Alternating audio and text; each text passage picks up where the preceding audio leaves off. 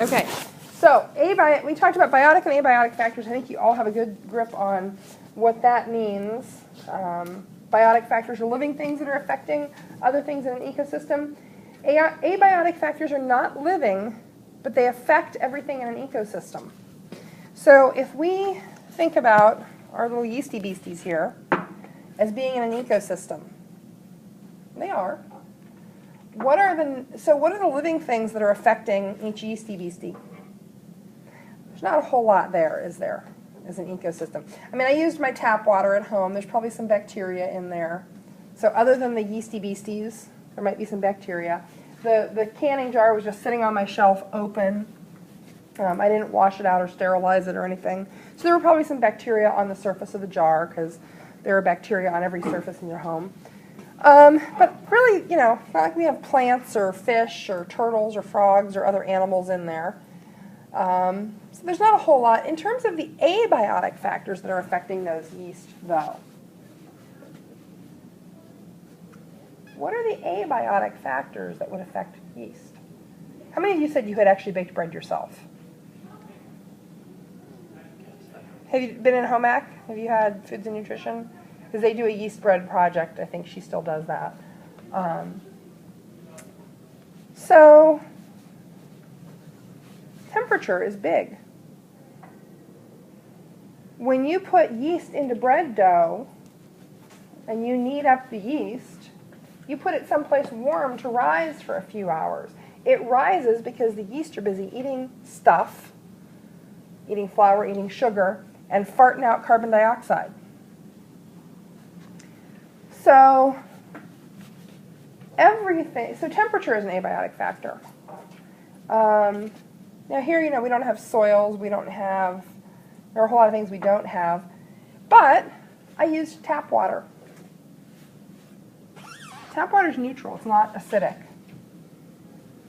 If I used vinegar, would those yeast grow?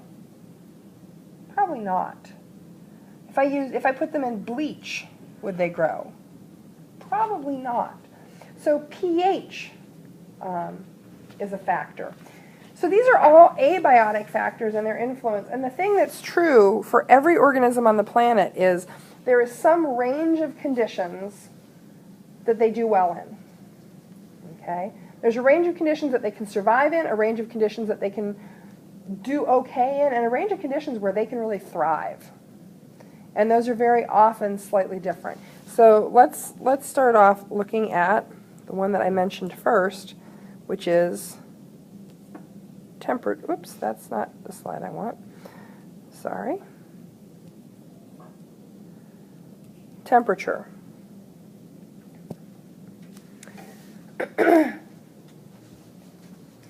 So we talked about those mid-ocean ridges and ocean floor vents. You've got water there that's pouring out from the mantle of the earth. It's incredibly hot. 750 degrees Fahrenheit. The highest setting on your oven is about 500 Fahrenheit. So hotter than the hottest oven. We cook foods to kill bacteria, and yet there are some bacteria that live in that superheated water down at the thermal vents in the ocean floor. And they've evolved under those conditions. They tolerate it just fine. Not a problem. There are some plants in the Arctic. We don't think about the Arctic or the Antarctic as having a whole lot of plant life. It doesn't have a lot of plant life, and the plants that it tends to have are really small, like little scrubby things that kind of cling to the rocks. There are Antarctic plants specifically that can withstand temperatures of 94 degrees below Fahrenheit. Yeah. You were talking actually, like how talking about cold, like penguins. So there are those plants that are living at 94 degrees below 0 Fahrenheit have evolved under those conditions. They can survive that. But there's no one thing, bacteria, plant, animal, protozoan, you name it, there's no one thing that can go from 94 degrees below 0 to 750 degrees Fahrenheit. That's too big a range. So for most things, you have a range where you do well. And for humans, you know what your core temp is? When we take your temperature, or when your mom or dad when your mom or dad takes your temperature orally, or you take your temperature orally, you guys are big enough to take your own darn temp, 98.6 is a normal reading. And that's sort of an approximation of your body temperature. So when we talk about core temp, we talk about your vital organs. So because your blood gets circulated from your core, and it goes to your brain, it goes to your extremities. How many of you have been out in the cold and had your fingers start to go numb? Why does that happen? Because they're the farthest away from your Yes. body. They're the farthest away. That warm blood coming from your core has to pump all the way out to your fingertips and your toes.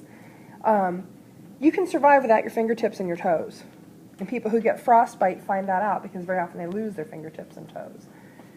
You can't survive without your heart working and your lungs working and your brain working. So the body will restrict blood flow to the extremities and preserve blood flow to the vital organs and to the brain.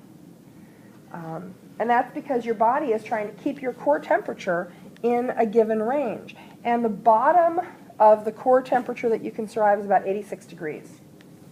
So a drop of just over 10 degrees, and you die. It's called hypothermia. And if your core temp drops below about 86 degrees, you're dead. On the other end, if your core temperature rises above 113, you're dead. So there's roughly, a 20-degree range there in round numbers. You have a range in which you can survive. Now, you also have a range in which you will do well. So people do best when their core temperature is right down that middle, 97, 98 degrees, 98.6. How many of you have ever had a fever? Can you go run a marathon when you have a fever? Do your best on a test when you have a fever? Build a house out of bricks with your bare hands with a fever? Probably not. You're not doing real well. And usually that's only 2 or 3 degrees off. And your brain isn't functioning as well. Your coordination may be lacking. How many of you have ever been so cold you couldn't hold a pen? Outside, cold day, you go to hold a pen or a pencil or a spoon or a fork or some kind of tool, and your hands don't quite work right. Your muscles don't seem real well coordinated. That's because you're outside the range where you're doing your best work. You do your best in that middle range. If we subjected you to being cold for years at a time, you sort of ran the machine at a below normal temperature. So we put you on a cold planet with very little insulation, and you just have to suck it up, just manage it. You're going to struggle. You're not going to do as well. If you were still at the point in your life where you were growing, and actually guys, you may be still growing. Guys can hit growth spurts up to about 21. You might not reach full height. Your growth might actually be stunted because your body was working so hard just to overcome the fact that you're outside your normal temperature range. So for our little yeasty beasties, if we want to rise some bread, we want to keep them sitting at about 100 degrees or a little bit above. So, warm room. If we stick yeasted bread dough in the fridge, guess what happens? It stops rising. Because the little yeasty beasties they slow down. They're not at the range where they do the best. So every living thing has this range. And I want you to start to think about it in these terms. Remember that? What is that? Normal distribution. It's a bell curve, yeah. For all organisms, there is some range of temperature where they are happiest. Sort of their green zone, if you will. It's where they thrive. They reproduce successfully. They grow well. Reproduction takes a lot of energy. So in that range, they're doing really well. And then they have a range where, you know, they're not exactly thriving, but they survive. They may still be able to grow. Maybe they can't reproduce, but they do okay.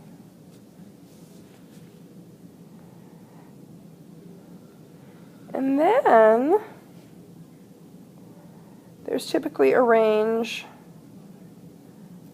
where they just survive. They probably aren't growing, definitely not able to reproduce, but they can hold on, they can survive.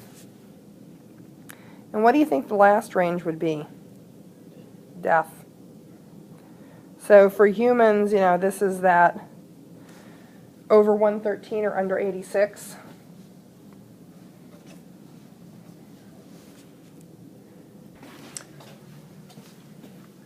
So this is a tolerance range. We're going to talk more about that. There's an entire slide devoted to tolerance ranges. What other factors affect things living in an ecosystem? Water. How much water something gets. There are desert plants that literally do not see rain for years. Can go a decade, 10 years without a drop of moisture.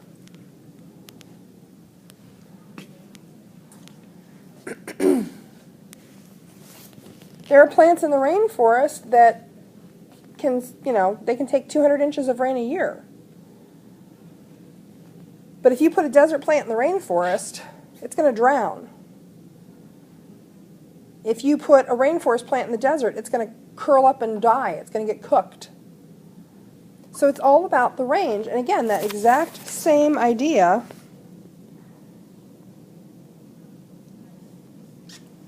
exists. Oops. Oh. Of a tolerance range. A range where something does well. A range where it still grows. A range where it just hangs on, and beyond that, where it dies, where it just can't survive. So that same idea exists for precipitation, for moisture. Okay. So the last one of the abiotic conditions that we'll talk about is pH. And we haven't talked a whole lot about pH, but pH is how acidic something is.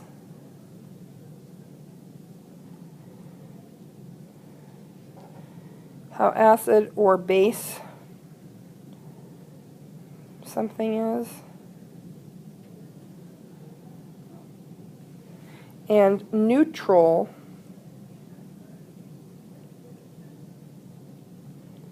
is neither. Okay. So if we have neutral soil, it's not acid or base. I said my tap water should be neutral. The water coming out of your tap should not be acid or base. Vinegar is acid, lemon juice is acid, battery acid is acid. Clorox is a base, baking soda is a base. So my grand idea for today was we were going to do a slide with yeast with some vinegar and see if that changed how they behaved. Of course, we can't see them, so I'm a little bit bummed out about that. And then I was going to do some baking soda and change the pH and see how they behaved. But like I said, just didn't quite work as intended. There are acid soils. How many of you have ever been underneath a pine tree? Okay.